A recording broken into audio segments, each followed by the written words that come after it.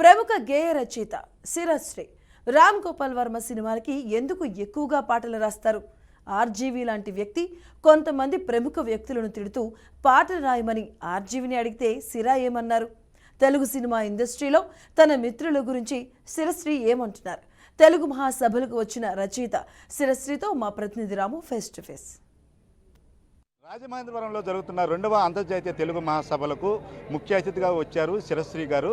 Sir నమస్తే. Sir నమస్తే sir, ఈ తెలుగు మహాసభలు, తెలుగు అంటే ఒక చులకన భావం కలుగుతున్న ఈ రోజుల్లో ఇంత భారీ స్థాయిలో తెలుగు మహాసభలు జరగడం ఎలా అనిపిస్తుంది? మీరు కూడా స్వయంగా వచ్చి చూశారు. ఇది 2వ అంతర్జాతీయ తెలుగు మహాసభలు ఇక్కడ ఆంధ్ర సారస్వత పరిషత్ నిర్వహిస్తున్నటువంటిది. గత సంవత్సరం భీమవరం నిర్వహించారు, దానికి కూడా వెళ్ళాను నేను. ఇప్పుడు రాజమండ్రి, ఇది నా సొంత ఊరు, ఇక్కడ నేను పుట్టిన ఊరు ఇది నాకు. కాబట్టి ఇది మరింత ఆత్మీయమైనటువంటి ఆహ్వానం కింద నాకు అనిపించింది. ఈ తెలుగు మహాసభలు నేను ప్రపంచంలో అంటే మన సింగపూర్ కానీ అమెరికా అక్కడ కూడా నేను వెళ్ళానండి. కానీ ఇంత ఘనంగా అంటే అక్కడ ఉన్నటువంటి తెలుగు సంస్థలు ఏదైతే అమెరికాలో చేస్తారో, ఎంతోమంది కలిసి చేస్తారో, అది కేవలం ఇక్కడ ఒక 2-3 కలిసి, గజల్ శ్రీనివాస్ గారు, చైతన్యరాజు గారు ఇద్దరు కలిసి అంత పెద్ద ఉద్యమంలా చేయడం అనేటువంటిది చాలా ఆశ్చర్యంగా అనిపించింది. నేను గతంలో భీమవరంలో వెళ్ళినా కూడా ఈ వేడుక దానికి 10 ఇంతలు ఉంది. ఇది చాలా పెద్ద వేడుక.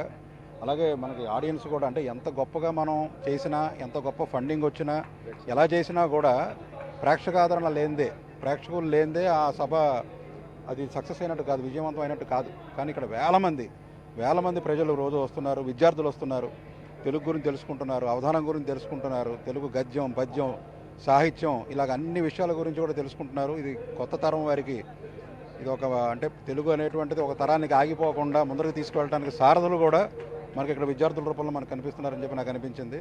నిజంగా ఇంత గొప్ప వేడుక నిర్వహిస్తున్నందుకు గజల్ శ్రీనివాస్ గారికి, చైతన్యరాజు గారికి జాతంతా రుణపడి ఉంటుంది.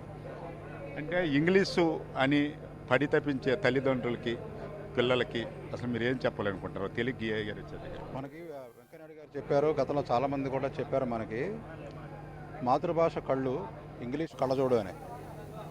మనం ప్రపంచంలో వెళ్ళినప్పుడు, వేరే భాషల ప్రాంతాలకు వెళ్ళినప్పుడు మనకి ఇంగ్లీష్ అవసరం కాబట్టి అది నేర్చుకోవాలి ఖచ్చితంగా. అలాగని చెప్పి తెలుగుని పూర్తిగా పక్కన పెట్టి విస్మరించి ఏదో చులకనగా భావించి చేసేటువంటి పరిస్థితి అయితే మాత్రం ఉండకూడదు. అది కొన్ని కుటుంబాల్లో ఉన్న నాకు తెలిసి నా యొక్క అబ్జర్వేషన్లో ఏమిటంటే అన్ని కుటుంబాలు అలా లేరండి. అంటే తెలుగుని పూర్తిగా చులకన చేసి తెలుగు మాట్లాడకూడదు అనే ధోరణిలో లేరు.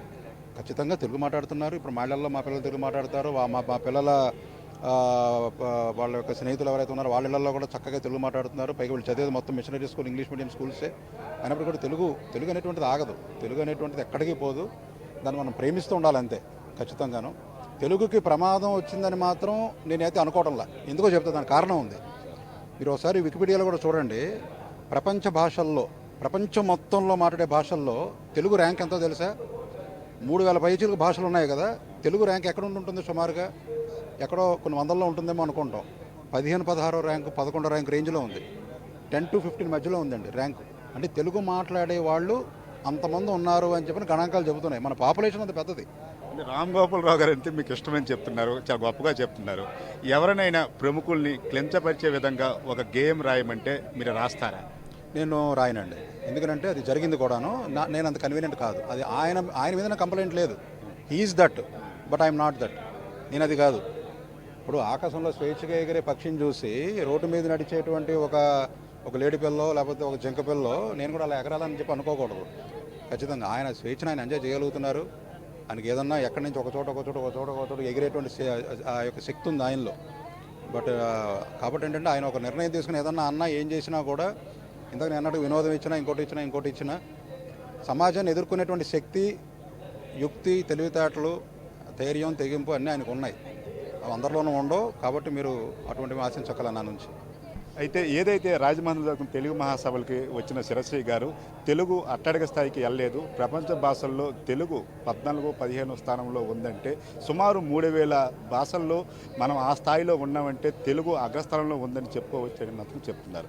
కెమెరా పర్సన్ భాస్కర్తో రాము, బీఆర్కే న్యూస్, తెలుగుడి సత్తా, రాజమహేంద్రవరం.